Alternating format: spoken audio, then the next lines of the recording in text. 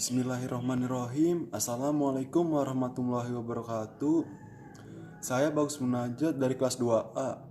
Ingin sedikit menjelaskan tentang demokrasi yang lebih intinya adalah demokrasi pada masa sebelum dan sesudah pandemi COVID-19 di Indonesia. Kita awali dulu, demokrasi berasal dari kata demos dan kratos, yaitu demos artinya rakyat dan kratos artinya kekuatan atau kekuasaan, yang berarti kekuasaan rakyat yang mencakup semua sektor, yaitu ekonomi, sosial, budaya, dan politik. Menurut Abraham Lincoln, demokrasi itu ialah pemerintahan yang dilaksanakan dari rakyat, oleh rakyat, dan untuk rakyat. Jadi demokrasi itu pemerintahan di mana warga negaranya memiliki hak yang sama atau setara dalam setiap pengambilan keputusan yang dapat mengubah hidup mereka. Atau lebih singkatnya, rakyat sebagai pemegang kekuasaan tertinggi. Sistem pemerintahan ini memperbolehkan warga ikut serta secara langsung maupun perwakilan yang berhubungan tentang pelaksanaan perumusan, pengembangan, serta penyusunan hukum, sehingga dengan demikian demokrasi jika dipelajari lebih lanjut, seharusnya setiap individu berkedudukan sama dan mendapat hukum yang setara. Negara yang menganut demokrasi mendorong dan menjamin kemerdekaan kebebasan dalam berbicara, berpendapat, beragama, dan berserikat, serta warga negara menegakkan rule of law, menghormati hak-hak kelompok minoritas, serta memberikan kesempatan untuk mendapat kehidupan yang lebih layak. Dengan adanya demokrasi, semua warga negara diperlakukan dengan setara dan sederajat di dalam mata hukum, sehingga tidak menimbulkan perpecahan antar bangsa. Jadi kita masuk ke pembahasannya. Demokrasi sebelum dan selagi pandemi COVID-19 di Indonesia. Sebelum melangkah lebih lanjut, akan dijelaskan sedikit tentang makna post-demokrasi. Istilah ini dipopulerkan oleh Colin Crouch, seorang sosiolog Inggris yang juga pengamat politik.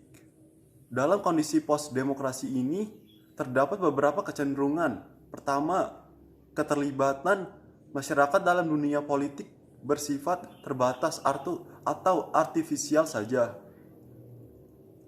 Hampir semua aspek kehidupan politik ditentukan oleh elit, khususnya elitnya elit. Dua, dalam situasi di atas, partai bukan lagi sebagai sarana penyalur kepentingan rakyat. Partai tidak lagi menjadi alat sebuah basis politik, namun alat kepentingan pemilik partai.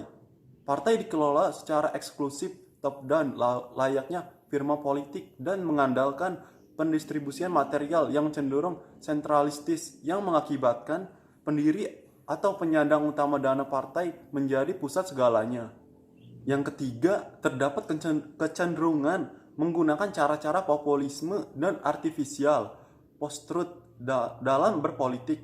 Hal ini karena pada kondisi post-demokrasi, pertarungan ide tidak diperlukan. Yang terpenting adalah bagaimana membangun pencitraan dan memenangkan emosi pemilih dengan janji-janji politik yang menggiurkan.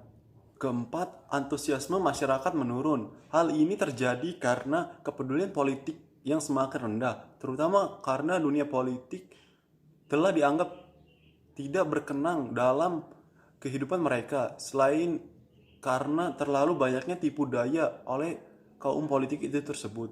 Terakhir, sebagai dampak itu semua, hilangnya penghormatan terhadap institusi, proses, dan nilai demokrasi. Inilah yang menyebabkan pengelolaan partai menjadi jauh dari hakikat demokrasi. Selanjutnya, kita membahas tentang karakteristik demokrasi di Indonesia. Itu ada 11 karakteristik yang ada di Indonesia saat ini yang mencerminkan demokrasi tanpa demos itu.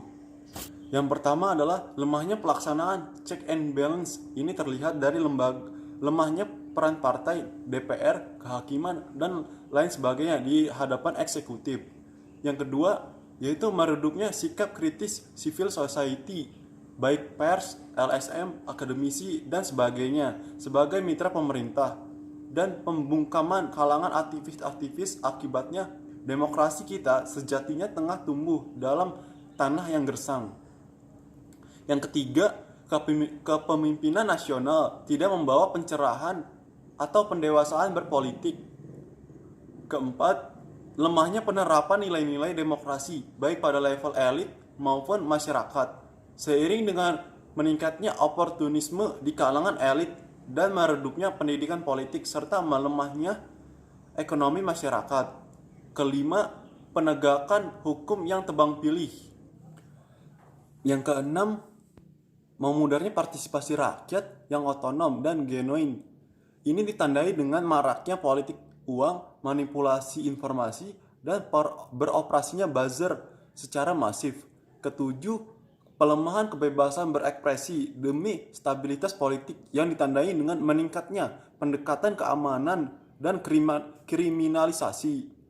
Kedelapan, terjadinya dedemokratisasi internal pada lembaga-lembaga politik, terutama partai yang justru menyuburkan nilai-nilai anti-demokrasi dan meningkatnya personifikasi lembaga demokrasi.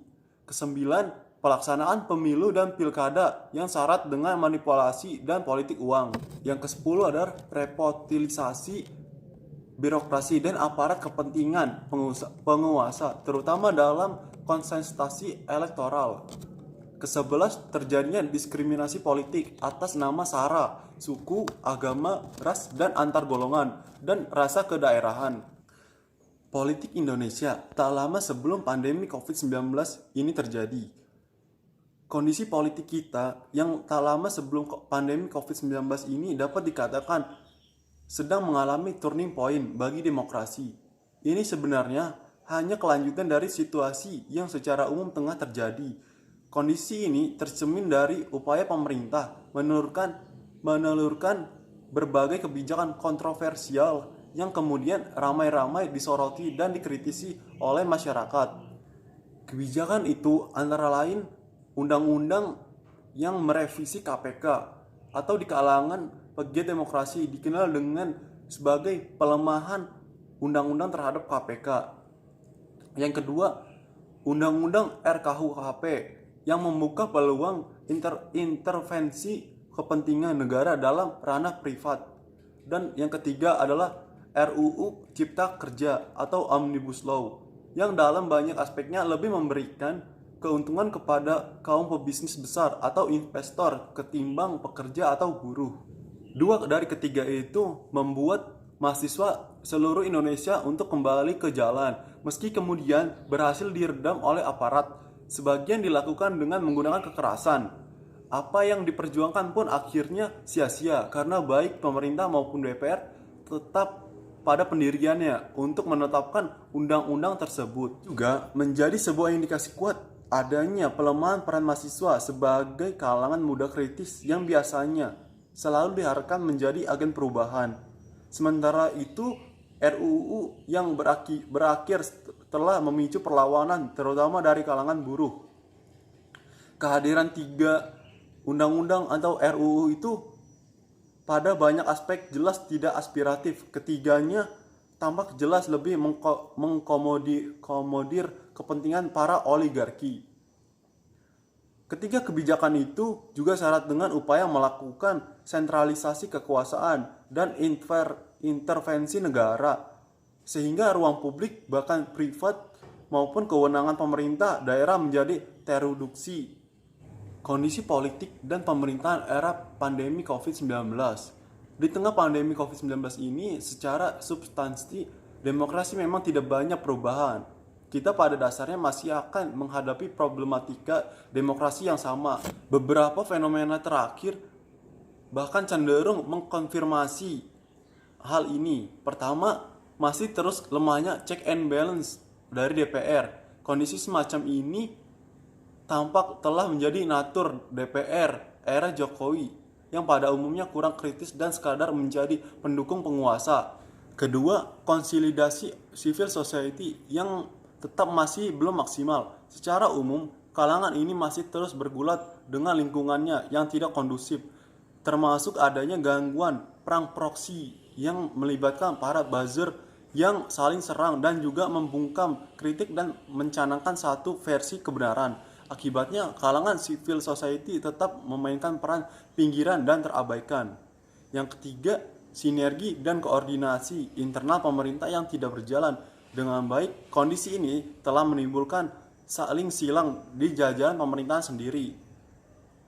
yang munculnya oportunisme pada kalangan staf khusus milenial presiden, yakni Andi Taufan, Adams Belva, dan Gracia Billy Joshapat yang menjadi sorotan. Ketiganya secara umum ditenggarai telah memanfaatkan posisinya untuk meraih keuntungan pribadi, yaitu upaya mendapatkan proyek pemerintah terkait pandemi, baik langsung maupun tidak langsung. Meski ketiganya menolak disebut demikian, namun aroma kolusi gaya baru sulit untuk dinaifkan. Beberapa hal lain yang turut mewarnai kehidupan politik ini adalah perlindungan terhadap citra pemerintah. Pemerintah tampak melihat kewibawaan di saat kritis harus dijaga. Sayangnya ini dimaknai dengan pelakuan pengawasan kepada masyarakat. Tidak mengherankan jika kepolisian diminta untuk lebih intens dan proaktif dalam melindungi simbol-simbol negara termasuk presiden. Yang terakhir, munculnya kebijakan bertendensi oligarki, yakni Perpu nomor 1 tahun 2020. Beberapa kalangan mengkritik kebijakan ini terutama karena memberi peluang terjadinya sebuah maladministrasi yang tidak bisa diawasi dan bahkan dituntut oleh lembaga negara sendiri, apalagi oleh masyarakat. Selain itu, kebijakan ini memberikan peluang bagi siapa saja untuk melakukan pemanfaatan keuangan negara hanya atas dasar itikat baik. Dengan berbagai situasi politik dan pemerintahan ini, dan tentu saja ditambah dengan ekosistem politik pada masa pandemi, tentu mudah terlihat bahwa esensi politik kita belum mengarah pada penguatan demokrasi, melainkan lebih pada sebuah sikap anti-kritik, birokratisasi, sentralisasi, restriksi, dan peluang oligarki rencemen. Kesimpulannya adalah masa depan demokrasi kita tampaknya belum akan pulih dalam waktu dekat. Model post-demokrasi akan tetap bercokol dalam kehidupan politik kita. Memang kita tidak akan mengarah pada model pemerintahan otoriter, namun juga belum akan mengarah pada bentuk pemerintahan demokrasi yang tulen. Berbagai indikasi menjelang dan saat terjadinya pandemi COVID-19 tidak menunjukkan tanda-tanda yang mengarah pada dukungan bagi perbaikan demokrasi. Jika tidak ada sebuah terobosan politik yang berarti, bisa jadi kualitas demokrasi kita semakin melorot pasca pandemi ini. Munculnya berbagai regulasi yang bernuansa sentralisasi kekuasaan, selain juga karakter demokrasi kita yang mengarah pada postdemokrasi dan situasi politik yang tengah berjalan pada saat pandemi menjadi persoalan-persoalan pokok demokrasi kita hari ini. Belum lagi kondisi kehidupan ekonomi yang semakin melemah dan potensi renggangnya kohesi sosial yang dapat memperburuk situasi. Di satu sisi, kita harus mulai waspada agar resesi dan konflik seperti ini. Oleh karena itu, tidak ada pilihan lain bagi para kalangan civil society untuk bangkit kembali dan memainkan peran aslinya dalam melindungi dan menyuburkan kehidupan demokrasi kita, baik pada masa pandemi COVID-19 maupun sesudahnya. Kerja kolektif para pihak yang peduli terhadap kualitas kehidupan demokrasi harus makin digiatkan sebagai bentuk tanggung jawab moral dan konstitusional anak bangsa. Sekian penjelasan dari saya, kurang lebihnya saya mohon maaf. Wassalamualaikum warahmatullahi wabarakatuh.